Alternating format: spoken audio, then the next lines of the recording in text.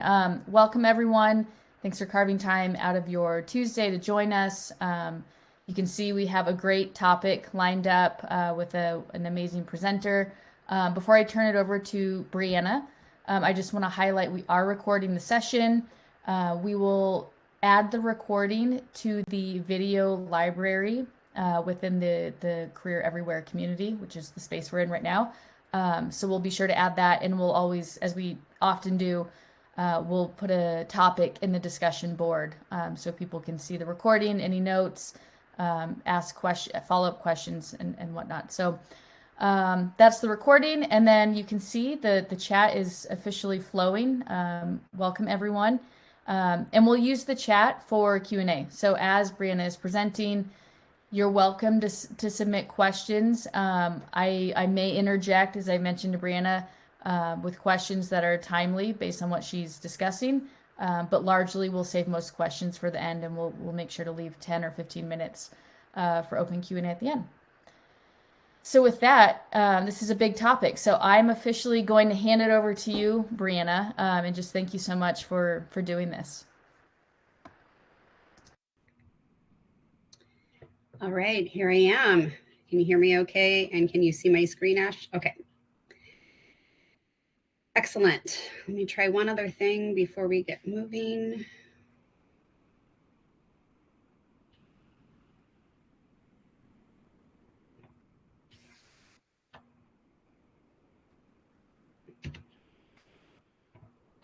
So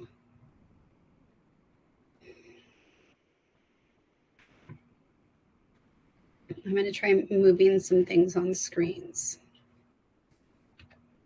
There we go. Okay. If everything's not as it should be, please let me know. But thank you all for joining me. My name is Briana Randall. I use she, her pronouns, and I'm the director in the Centralized Career Center at the University of Washington in Seattle. And I saw a few other Pacific Northwesterners in addition to Ashley logging in. So great to see some familiar faces. If any of you attended the NACE conference that was in Phoenix, I did present on this topic there. So this is the same. You may go use the hour for some additional reason, but I'm just going to jump right in. We're going to talk about how to expand your budget. I'm going to share the good, the bad, the ugly, the successes, the fails of this journey that I've been on to generate revenue. So a little bit about me is I was hired into the center in 2004, so it's been almost 20 years.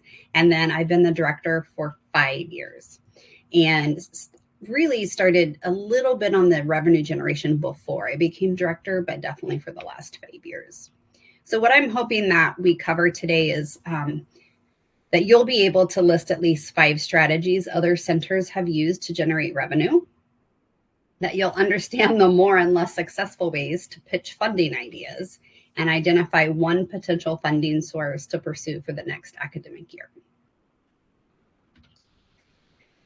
So I'm just going to give some context about our university and our center and why I've had to generate revenue, and then we'll talk about 4 main areas plus some other random ways, and then we'll do some wrap up. All right, for those of you who aren't familiar with the University of Washington, these pictures are of our campus. Our building is the one on the right behind that beautiful fountain. We have 50,000 students on our main Seattle campus. About 34,000 of those are undergrads. The rest are grad students. On our campus, we have a hybrid career model. So we are the centralized center.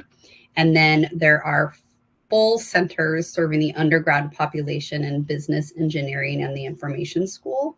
Plus MBA, law, those sorts of things have their own career centers as well.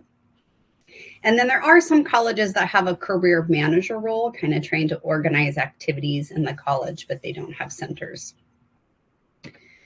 So the students of those 50,000 UW Huskies that would come to our center for help is about 26,000 of the undergrads, about 9,000 grad students. And then we do That's 35,000 total students. Plus, we do take appointments with alum up to 3 years. So our stakeholder student population, alumni population is quite large.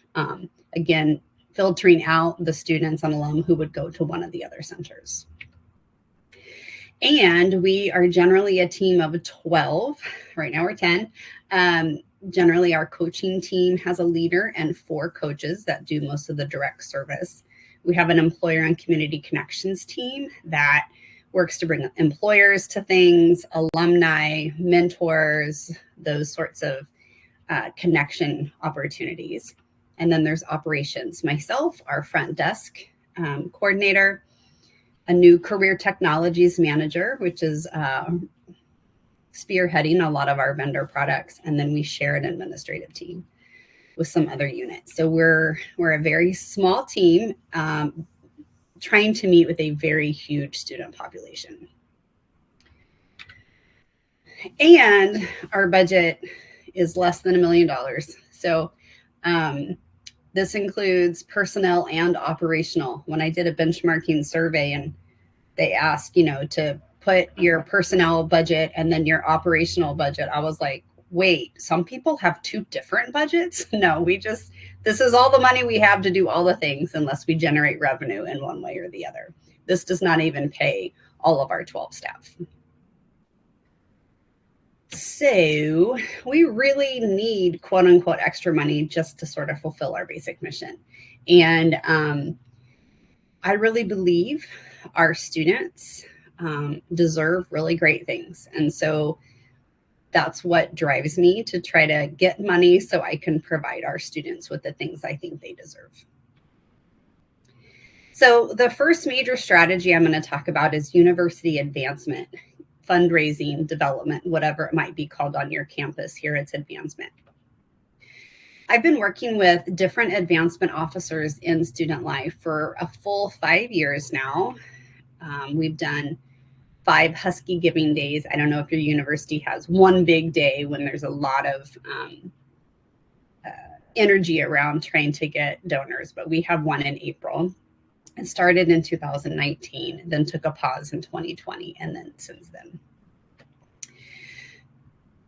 Within that, we've done 2 big email campaigns to former clients as part of getting ready for and asking for donations for Husky Giving Day. In 2021, we emailed about 14,000 alum, which I think some were former clients and some were other people advancement put on our list. And then we just did another big campaign, 3 emails to 60,000 plus alum. They were alum from 2005 to 2018. A good chunk that I had records for that also I felt confident they were no longer students. We also emailed a group of Washington-based employers who'd recently posted internships, and we thought they might be interested in giving to some of our specialized internship programs as well. So that was part of Husky Giving Day 2024. We also worked with an intern on having a 2-pager for donor prospects when they're cultivating donors and deciding what they might want to donate to. We've put an ad in the alumni magazine about our specialized scholarship for unpaid public sector internships. This past year, we were featured at our university as part of Giving Tuesday, which happens after Thanksgiving. Okay, so those 2 slides worth, all the different things I showed you over 5 years, we've raised $2,200. I know. I'm pretty sure we've lost money on this endeavor, meaning all the time and effort I've put in and advancement has put in, and all different kinds of advancement minds as well. We just haven't been able to quite make this click, which is definitely demoralizing. I will say, I think everybody thinks career is important, but I think they think it's basic enough that the state should be providing all the career resources that the university needs, right? So it's It's not glitzy or glammy enough to get donors to really buy in on our campus. The most successful, though, has been raising money for our Husky Career Closet. So our Giving Tuesday campaign this past Thanksgiving was just focused on the Husky Career Closet. And we raised more during that than we typically do on a Giving Tuesday, which is about our center as a whole or about internship programs. And I think it's because it's a tangible, basic need. Everybody, regardless of generation or background, knows you kind of need decent clothes to have an interview or go to a career fair.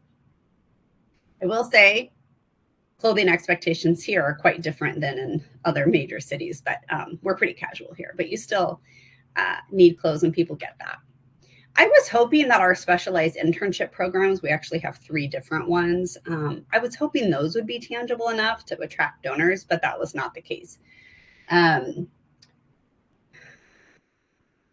not sure why. I'm not sure if it's because some donors don't understand the benefits of internships or why they're needed, or I don't know, but clothing has been tangible and more fruitful. So that has been our experience at a large university with advancement. I am going to keep doing what advancement asked me to. They're working on trying to have comprehensive records, which I do believe in, so that they might be able to look at what former students did a whole bunch of student life related activities, or which of our former clients might show up on other lists they have going. So we are going to keep progressing in advancement efforts, but that is not where I don't think getting little donations here and there is going to be what works for us.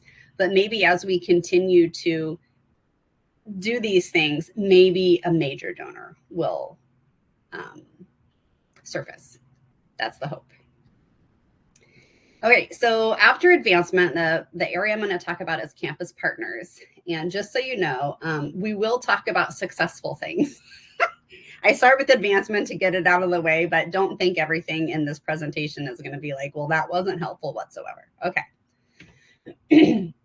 So campus partners, one example is the handshake contract fee.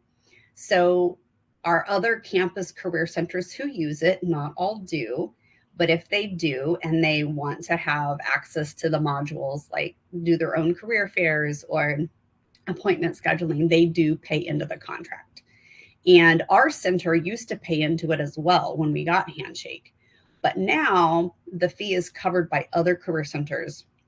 We don't contribute financially, but we do all the work. That's our contribution. I had a lot of feelings about this. Bless her heart. My administrator is much more bold with these sorts of things. So she's like, yeah, it's okay. I wouldn't pay part of the contract. And I'm like, oh, that feels kind of weird to me. But so I was really nervous to tell our campus partners, who are great. I work in a university who the Career Center people are collaborative and work together and are nice people. And I'm very grateful for that and for them. So I felt really nervous about asking them and telling them the first year that we didn't pay in. And I felt kind of bad, kind of like, man, it kind of sucks that I need to do this, right? Kind of embarrassed about our situation. But you know what? The partners all were fine, at least to me. Maybe they had thoughts in their head and feelings when I sent them the original email, but nobody really pushed back too much. And I was really relieved by that. And now I feel really good about it. I think campus partners like that we do the work that goes into it. We're paying the salary. We're importing students. We're answering all the questions. And so it's worked out. I think generally partners are willing to pay a little bit of money if they don't have to do the work. So, and that's how I have felt about our handshake fee. We do have other funding partners, not just career centers. So we have an unit on campus called Parent and Family Programs. They're kind of under student life, kind of under advancement, kind of under marketing. Their job is to engage the families of students mostly the families of incoming students, but all kinds. And we asked them if they would be willing to pay our contract for Pathway U out of the money that they have. And the reason we chose that is because Pathway U is an assessment tool that is really good for students who aren't quite sure what major, what career, who they are, what their preferences are. It's a really great tool for young incoming students, which is the main stakeholder group of parent and family programs. So they agreed to that and paid the Pathway U contract fee in its entirety for 3 or 4 years. So we're very grateful for them. They basically want to make sure that what they're going to use their money for is things that the families that they mostly serve, mostly incoming younger students, would want their students to have, right? And most families want their students to have a sense of purpose and to get out of college in a reasonable amount of time and to go and make money and be happy. We also have 2 other campuses. Our Seattle campus is huge. We have 2 other campuses also in the same metro area. They have their own career centers and their own budgets. But for some of our contracts, depending on how the vendor writes it, we're able to invite those campuses in to use it, and they pay part of the fee. We don't have Going Global anymore. We moved to Interstride, but when we did have Going Global, we also asked the International Student Center to contribute to that fee, and they said yes. And then UW brand strategy is within marketing and communications, and I'm trying to convince them that our next destination data or career outcomes data is important to the UW story and the UW brand, and they do agree with that. So when I was trying to figure out how to get more responses and just doing a lot of brainstorming and a lot of experimenting, they were willing to give me some money to incentivize participation, which I appreciated. Partners haven't always said yes. Partners originally said no to LinkedIn Learning. We do have LinkedIn Learning now, and I'll tell you what was finally successful, but my original strategy was gathering all kinds of campus partners together, mostly at the college and divisional level. And they were not willing. Everybody wanted LinkedIn Learning, but nobody wanted to pay for it because it's expensive and it wasn't sort of necessary. And then we do our next destination survey. We call it NDS. Through a platform called Embark, which right now is operated by Lightcast, and that has a fee associated with it. And I have tried to get people to share that fee, and nobody has been interested in that. I think partly because they don't understand how much work I do for it and really how much money it would save if I could be doing other things, or appreciate the relevance or the value of this type of platform, or maybe of the data itself. So partners have said yes to a lot of things, but they've also said no to some things. The most successful has been asking in desperate times. So I started some of the asks in right when COVID hit. So the first time vendor contract fees came due after we all went remote, and we had canceled basically 2 career fairs. And so that, of course, hurts our revenue a lot. And we just weren't certain about anything. I started asking about cost sharing, and nobody had a ton of money, but people were willing to give a little, which was great. Mostly what I ask for is under $5,000. I think one of them was $9,000, but mostly I'm not asking for much. I'm asking for $2,000, $3,000, $4,000 typically. And again, I think a lot of partners can see the value in that and can come up with that from somewhere in a budget. And really being thoughtful about which products I'm asking which partner to contribute to based on the relevance to their particular student population. Okay. I'm going to pause for a second. We've covered 2 of the 4 main strategies, advancement and campus partners. Ashley, do you have any questions you want me to address in the chat yet? Nope, no questions in the chat yet. So all good Okay, on cool. that. Thanks for checking. Yep. All right, let's talk about corporate partners. So we used to have a program called Husky Signature Employer, and we usually had, I don't know, 5 to 8, it seems like, corporate employers. And we stopped recruiting employers for that program in 2020 due to low interest. So we found it was hard to get them to join. Then they wouldn't all join on the same timeline.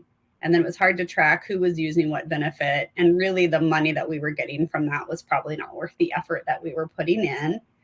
I will say that college-based career centers, I think, probably have better luck. But we're the centralized center, and there's other partnership programs on campus that are very specific for employers. So for us, that wasn't particularly helpful. But there are corporate sponsors who have contracts with the institution at large. Some of these will not surprise you, being in Seattle, Alaska Airlines, and Starbucks in particular. So they give a lot of money to the university at large, and then advancement funnels a little bit of money from those units to us. And Alaska Airlines is a little different. They give us not quite a whole position in benefits. And we are on year 8, so I'll get 2 more of those payments. And then I've got to figure out how we're going to cover behind that money because I'm not sure it will get renewed. The benefit about Alaska is they don't attach a lot of strings. So we weren't required to put their name on everything, which was a blessing. We do some reporting for them. We put their name on some things, but it's been a lovely low maintenance partnership. And then the other 4 give us $2,500. So I will say this doesn't really net us much overall because of the benefits we give the partners. We don't go to a ton of work for them, but we let them have 1 free in-person registration at career fairs, free virtual registrations for fairs. So overall, we're probably not netting a lot of money from those. But if you don't already get a little bit of money from your institution's bigger partners, that might be something to look into. I will say, I believe advancement started this with us. We didn't approach them, but maybe you can. Out of the blue, the foundation that's associated with one of our corporate partners gave us a no strings attached grant, and they've done so a couple times since then, and that's been a huge blessing. What we typically do with a lot of that money is help restock the Husky Career Closet with the sizes and the styles that young people want and need these days. What hasn't worked, we've asked a major retail partner here in the area who's been a good corporate partner of ours and to the university, and they didn't have a way to donate in-kind clothes to the closet, which was disappointing. We've asked retailers to give us clothing discounts and to consider us for part of the grant process they might have, and we haven't had any luck there either. So I would say in the corporate sector, the things we've tried haven't really worked.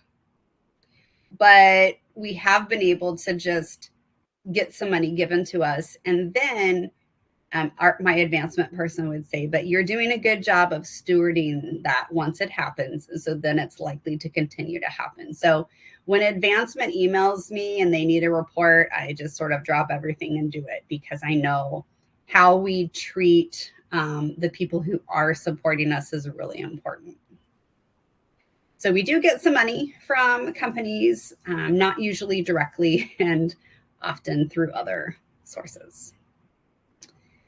The next thing I'm going to talk about has been our most successful, and this is what I'm happy to share more about, and hoping that some of you might be able to try some of this if you haven't had the opportunity to. So on our campus, there are a variety of different campus fees, little grants through different departments, things like that that you can apply for. Let's see. I won't say I started. One of the types of grants that we've applied to is called the Diversity Seed Grant, and it's offered through our Office of Minority Affairs and Diversity. And the max they would give you is $3,000. And it's really to help support the diversity blueprint of the university. And I applied as we were setting up our permanent closet. Once we came back from COVID, I applied for money to buy some clothes and some other things like organizers for the closet. And they gave us the full amount, which was great. And then you're not supposed to apply again, but I did. Why not?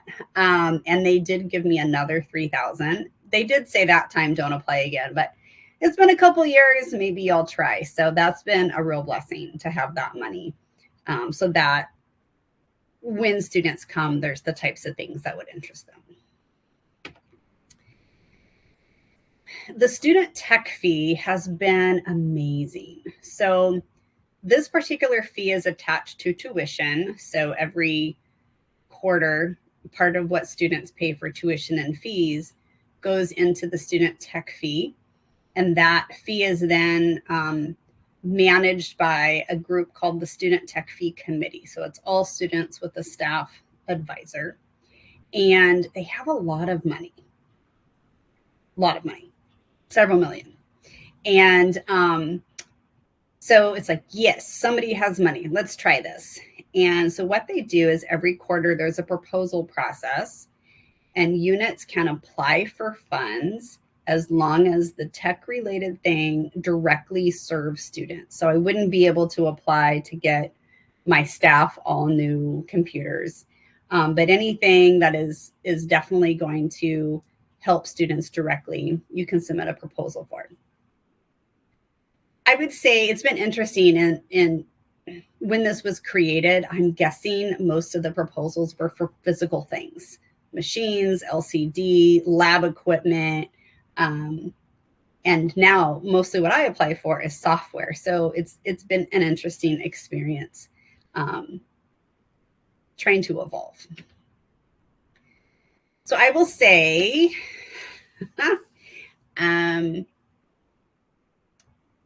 making proposals and submitting them to a group of students who has a bunch of money when I have no money does not feel great, but they have been super generous. So I'll walk through what they're funding for us. They, after I failed getting campus partners to pay for LinkedIn Learning, I went to the student tech fee, and LinkedIn Learning suggested a 3-year contract because it takes big institutions a long time to sort of change the culture. And so that's what I proposed, which is a little bit unique for the fund, for the student tech fee. But I applied for 3 years for all 3 of our campuses and got it. And then after those 3 years, I proposed again and got another 3 years. So we're at year 4. We have 2 more years to go. And LinkedIn Learning has been a huge success on our campus, both for students and staff and some faculty. They are paying our UConnect contract. So we brought UConnect to campus before we had before we had student tech fee money. But after I had success with LinkedIn Learning, I was like, let's try something else. So this was my next big contract proposal. And I proposed once for 1 year and then another year. And then you're allowed to apply for perpetual or block funding. So my last proposal, they said they would essentially fund it until they decided not to, or until something happened. So I don't have to reapply every year, which is great. And for those of you who are on the call and aren't UConnect customers, UConnect is the virtual career center that is sort of the architecture of our website, and it's a huge asset to our operation. We also brought InterStride to campus about a year and a half ago to support international students. And I applied for, I just went ahead and applied directly for perpetual or block funding. They didn't give us that, but they did give us 2 years with the option for renewal. So we're 1 year into that. And then we just got 2 other contracts. JobScan is a system that helps students tailor their resumes for different applicant tracking systems that different employers use.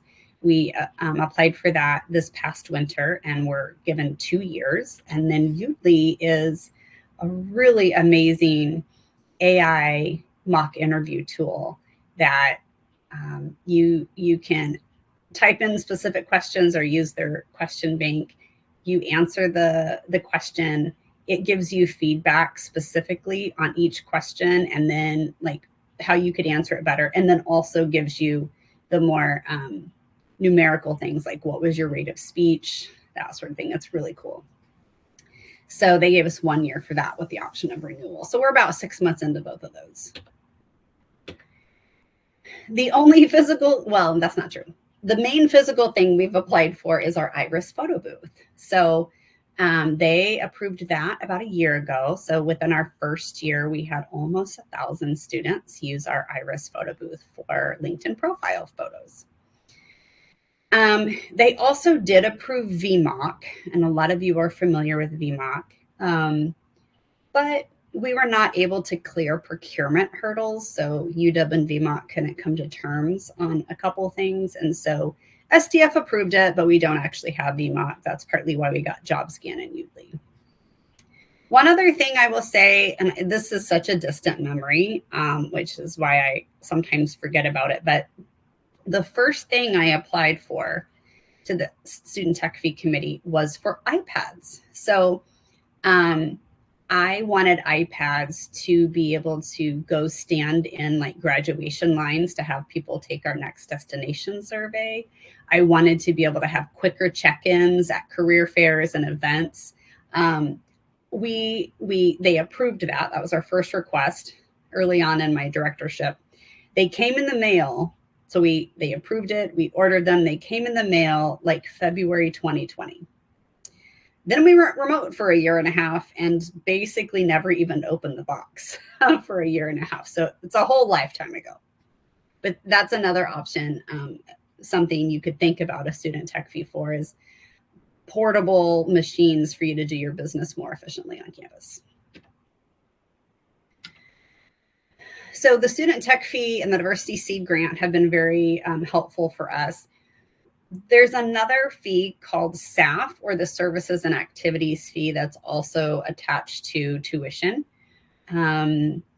We have not applied for that, and we kind of can't really. There's so many of my student life units and close partners that are funded by that, and they max out every year. There just isn't really money for that. So we haven't tried that, but I do know some career centers are funded in that way. So that's something you could look into on your campus. There's also another little grant called the Sustainability Seed Grant. We thought about that for our closet, but it has to be sponsored by a student group. And at this point, it just hasn't seemed worth it to try, but that's something we might consider in the future as we continue to evolve how we run the Husky Career Closet. Let's see if this will work. Por favor.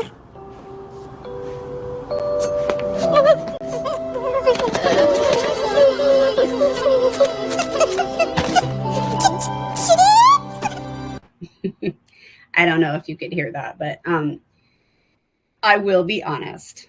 I do not love pleading our case to student committees who have lots of money and lots of power. It doesn't feel great that that has to be part of my job. I wish I had more money from the state and the university, but I don't. And like I started with the very beginning, I do believe students deserve the best. And so that's why I continue to write proposals and go in front of committees and speak and answer the questions. Por favor. It's going to play again. Why not?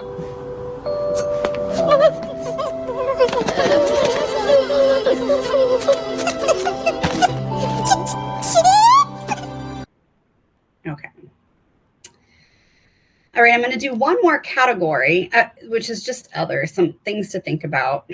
Some other things that have been successful. Our advancement team here on campus, they have an annual holiday party, which if you can ever get invited to that, ours was pretty swanky. And they did a clothing drive. So I collected a lot of clothes for our Husky career closet that way. And then we, as part of getting federal work study dollars, there's a program called Job Location Development, and we partner with our financial aid office. And so we run a report on the different ways that our campus is trying to create during school jobs and internships. And then by doing that work and collecting information about it, we're able to get some money from the financial aid, which had come from the Fed. So that's way predates me, but I'm happy to do some work to get that money. So if you're not participating, that could be something to look into as well.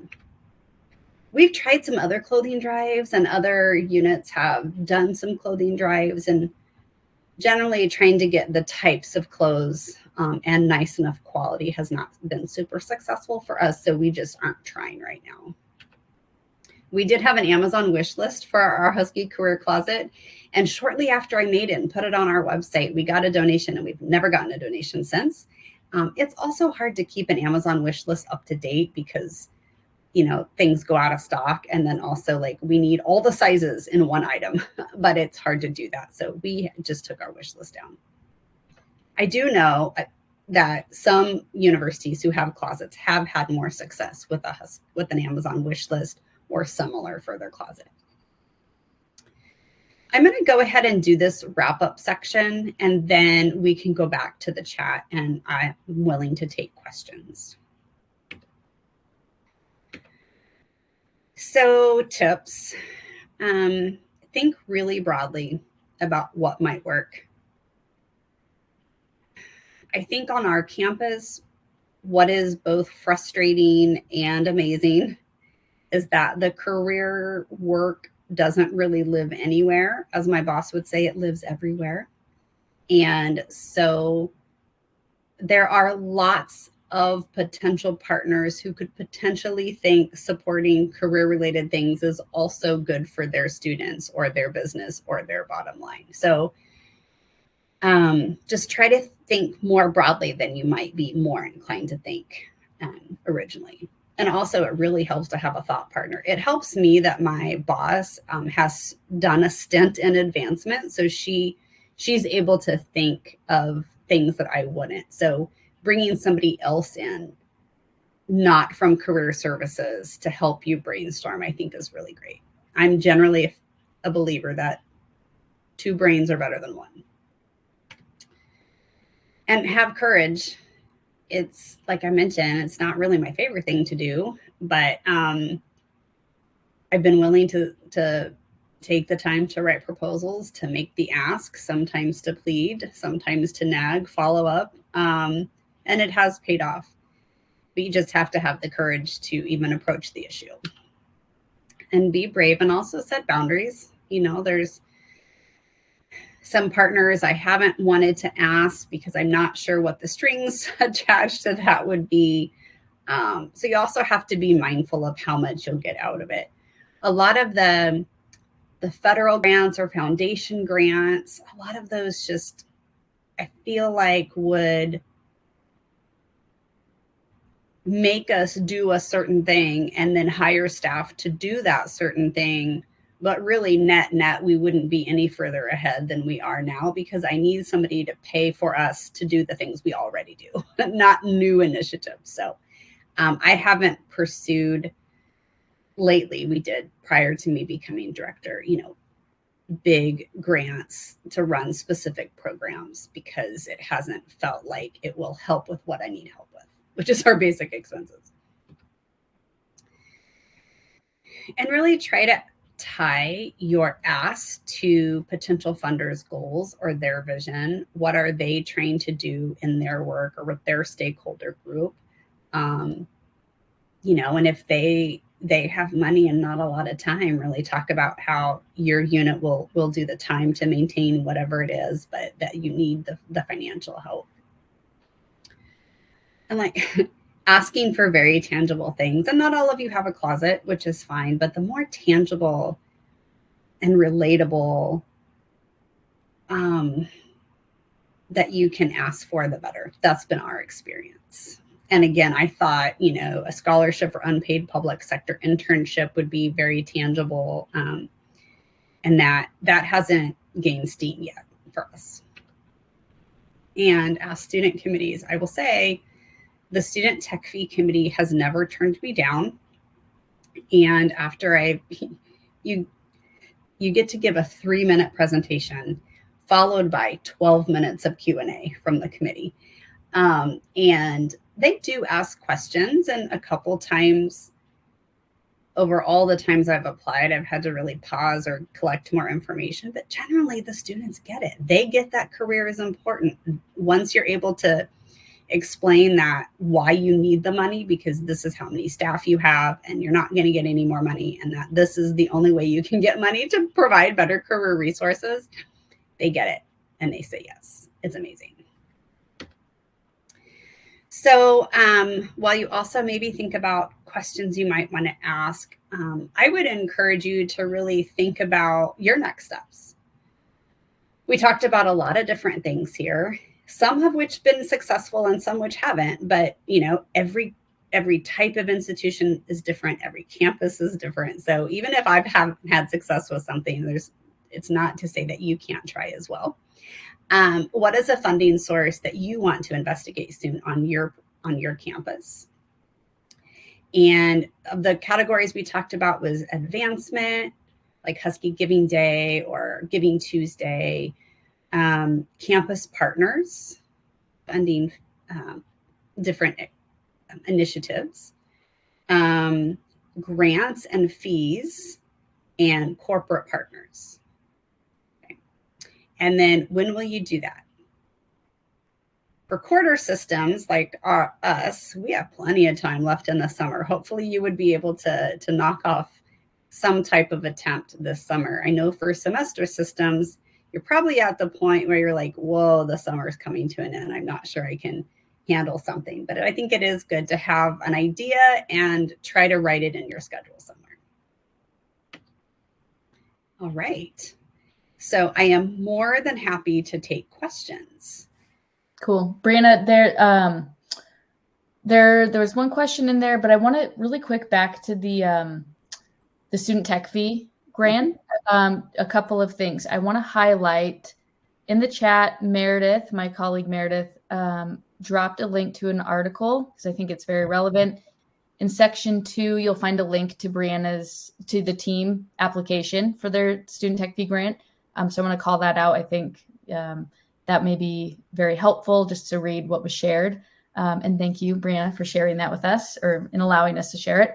Can you share more about, I know you mentioned the students get it, but anything that seemed to really strike a chord with them related to what you were highlighting?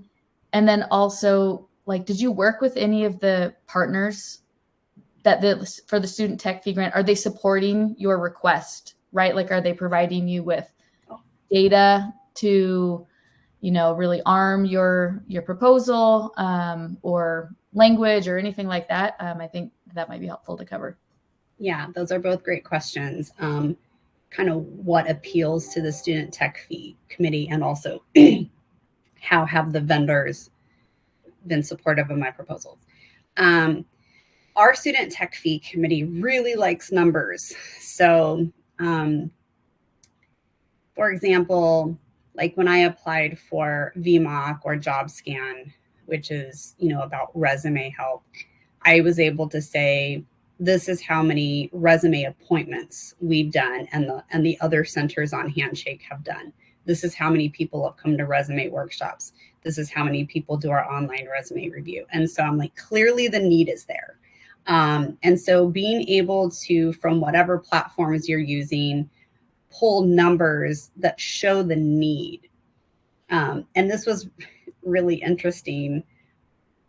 one of the committee members asked, so if you were able to get this product, would that mean that coaches would lose their jobs? And I said, oh no, it just means that we might be able to keep up a little. Clearly there's work to be done, and we're just trying to get this product with student tech fee money to like help us kind of keep moving forward. So numbers have been really helpful. And also on our campus, how they do student tech fee applications is you're able to get endorsements. And they've done it a couple different ways. Sometimes you get quotes from campus partners, and I've been able to do that when that was the option.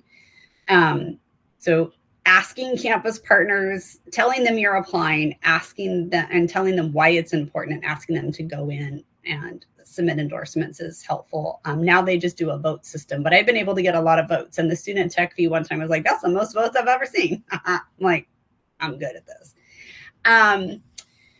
Yes, the vendors themselves have been very helpful. And sometimes they'll sort of write pieces of it. There's a very standard application. So there's categories I have to fill in. And I've had sometimes them provide me text for a specific thing, or I can submit like images or videos or other documentation. So sometimes they've included that. Sometimes I've had them look over what I've written to see if they would include anything else. So most of the vendors know that if I don't get student tech fee money, I can't partner with the vendor. So they're highly motivated to help me get funding. So they've been very helpful. Hope that answers your question. Cool. Thanks, Briana. Question from the chat. I'm just going to read it here verbatim. How successful was your project of asking alumni? Were you asking alumni to donate financially to support a particular project within career services or overall funding? And then did you work with advancement on something like that? Yes. So we do work with advancement. We would not do it on our own. And if we did it on our own and advancement found out, we'd probably get in trouble. So we did work with advancement. And that means that advancement was either writing the messages that went to alumni, or were helping us, or we co-wrote them. Generally, I have the content and they're able to like use better donor language. So yes, they also make the emails pretty in the advancement condoned email system. And so the emails are actually coming, they look like they come from me, but advancement's writing them and putting them in their system. So yes, anytime we've asked alum for money has been with advancement as primary partner. And no, we have not been successful. So that's where over 5 years, we've raised $2,200. Now, I will say part of our challenge is that we are the centralized center. And, you know, a lot of students come to us one time or two times. And even though I think we make an impact, both short-term and long-term, I don't know that the students really think about us as somebody they're super connected to and would open an email from.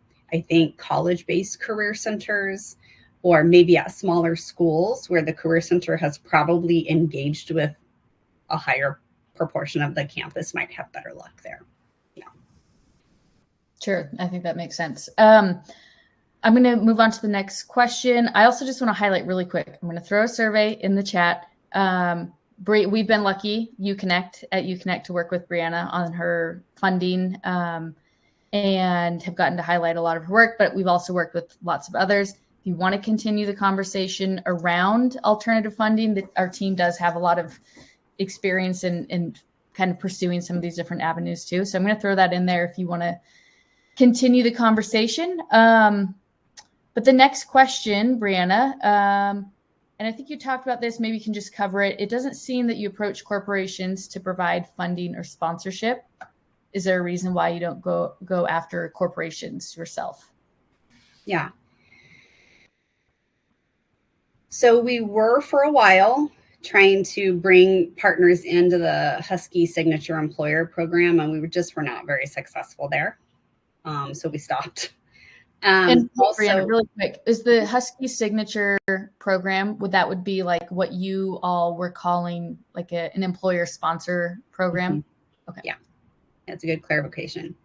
So they get extra visibility on things we put out to students, that sort of thing. And also, most sort of big dollar potential corporate sponsors have an advancement overseer. So me going out directly and contacting a corporation and asking for money would probably not, allowed is not the right answer, but there's people and steps and protocols for that on our campus. And then I only have so much time. So if we've tried some things several times and have not had success, I don't have the time to keep beating my head against a rock. So when we did try for corporations, it wasn't super successful. And so we have just stopped. Yeah. I do see another question in there about alumni career advising. We used to charge for alumni career advising. We used to start charging alumni for career appointments the day after they graduated. But then we eventually changed that. And where it lives right now, it's been through iterations, is we take appointments with alum up to 3 years out for free. And we do not take appointments with alumni after that. We don't have the bandwidth. We don't have the expertise. And so that 3-year out mark lets students who hadn't quite taken the time to think about their career trajectory while students, and people who are wanting to take a gap year to get experience to apply to medical school, then they can come still use us. And but we do not charge for them, but we also don't take appointments with people forever. Yeah. Last call for questions. I think we've gone through the ones in the chat. So if anything else is top of mind, feel free to throw it in. But I want to echo what Britta had shared in the chat about just an honest overview. Briana, it's like one of the things I love about you is that you're a straight shooter, and we always have just really great, candid conversations. And I think that's important because I think it's all experimentation, and you're totally right. What has worked at one place may or may not work somewhere else, and campus cultures are so different, even at similar size institutions. So just trying, keeping it real and trying and learning. So I think that's it. Everyone, thank you. Thanks for joining. Briana, many thanks again for sharing your best practices and what hasn't been a best practice so far. And again, everyone, this is recorded. We'll share the recording in the community.